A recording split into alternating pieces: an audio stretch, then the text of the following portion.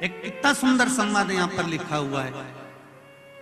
देव उठनी एकादशी के दिन भगवान उठेंगे और देव उठनी एकादशी के दिन भगवान उठकर अपना कार्यभार भगवान शंकर जी से लेंगे। उससे पहले ऐसा नहीं है कि केवल देव उठनी एकादशी पर भगवान उठेंगे। आज जब आंवला नवमी का दिन आया और भगवान नारायण ने शयन करते करते अपनी करवट को थोड़ा सा बदला और बदलने के बाद भगवान की अर्ध निंद्रा हुई और नींद थोड़ी सी जागी और जागने पर लक्ष्मी जी उनके चरणों के पास में विराजी थी और विराजते से ही लक्ष्मी जी ने भगवान विष्णु जी से निवेदन करा, मेरे मन का एक संशय है, मैं आपसे कहना चाहती हूं।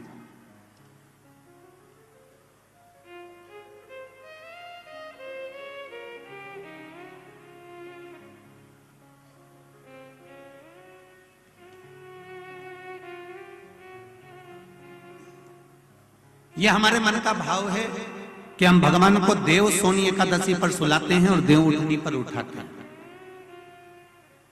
पर हमारी श्रीमद् भागवत कथा कहती है, शिव महापुराण की कथा कहती है, अग्नि पुराण, पद्म पुराण, नर्मदा पुराण हमको वर्णन करती है, एक क्षण की निंद्रा ब्रह्मा जी को आई थी और ब्रह्मा जी की झपकी एक क्षण की लगी थी और हाथ से वेद नीचे गिर गए थे। वेद नीचे गिरे, हयग्रीवा ने धारण कर लिए और चारों तरफ पानी पानी हो गया और पूरी पृथ्वी पानी में, जल में मग्न होने लगी। जरा विचार करिएगा, एक क्षण की निंद्रा ब्रह्मा जी को आई और वेद हाथ से चले गए और पानी पानी हो गया।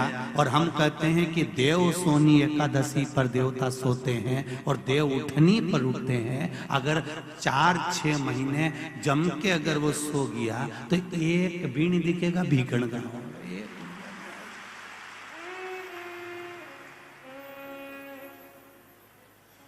एक नहीं दिखने वाला। फिर तो लोग कहेंगे सियोर कहां गया और भीकण गांव कहां गया।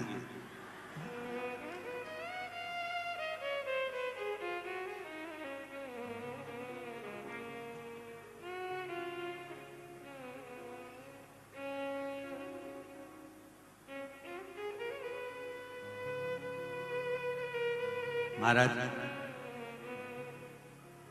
ये सोने की तो भगवान की लीला, अगर सही तरीके से देखा जाए तो मेरा परमात्मा कभी नहीं सोता। वो तो हर पल, हर घड़ी, हर क्षण आपके लिए तत्पर बैठा रहता है।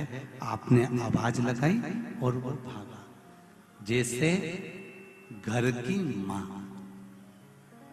छोटा सा बच्चा पास में सो रहा है, पिताजी भरचक नींद में सो रहे हैं, भर्राटे धुर्राटे भरते।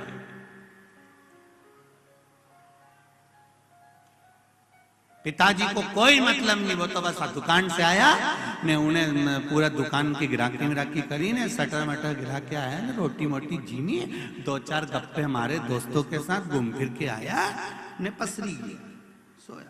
और वो सोया और सोते ही फिर तो रात भर जम के सोया ने, सवेरे उसकी नींद खुली।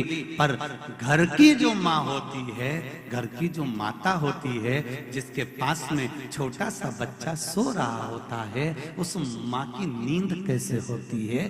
बस बच्चा, कोई माँ का बच्चा अगर इंजेक्शन लगवा कर आया है, कोई सुई लगवा कर आया है, कोई टीका लगवा कर आया है, तो माँ गोदी में ही रात भर लेटे लेटे बैठे बैठे निकाल देती है, उसकी नींद नहीं हो पाती। फिर सुबह तैयार होकर अपने काम में लग जाती है, उसके चेहरे पर सल नहीं आता। यह माँ।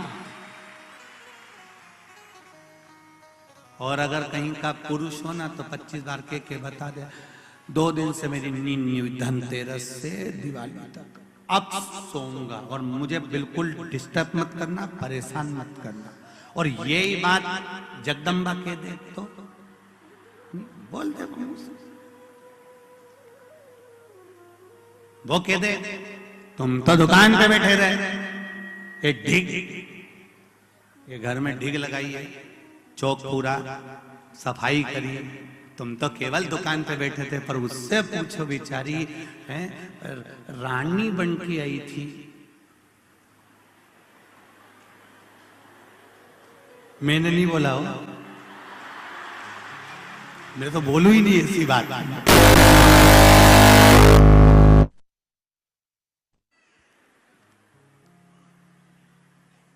राधे, ऐसी बात अपने को नहीं बोलना हो, तुम तो समझ जाओ बस ये सारा में। रानी बन के आई थी,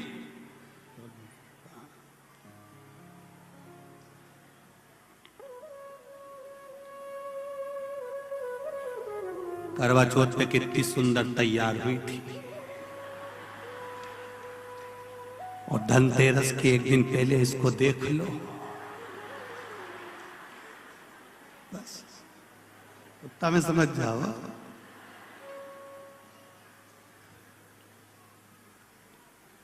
फिर तो छोरा छोरी भी जरा सा अगर पांव धर देनी लिपा हुआ पे, तो फिर थोड़ी सी देर में जगदम्बा काल रात्रि बन सकती है।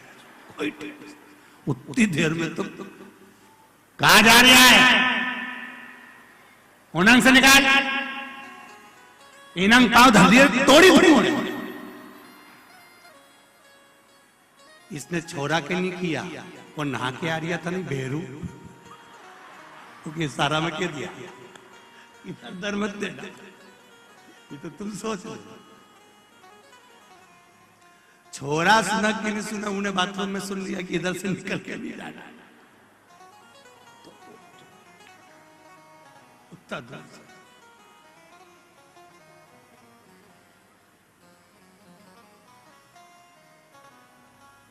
अब विचार करिएगा जरा कि कितना कितना भाव व्यक्त किया गया है, कितना आनंद का भाव सम्मुख में लाया गया। क्या नारी काम नहीं करती? करती है। क्या उसको थकान नहीं होती?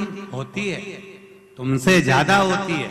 उसके बाद भी रात को 10-11 बजे तक सफाई कर कर फिर सोना, सवेरे फिर जल्दी उठना, फिर त्योहार का भोजन की तैयारी करना, फिर काम में लग जाना। बस घर की जो माँ होती है उसी तरह मेरा परमात्मा होता है, कभी नहीं सोता, वो जागता रहता है।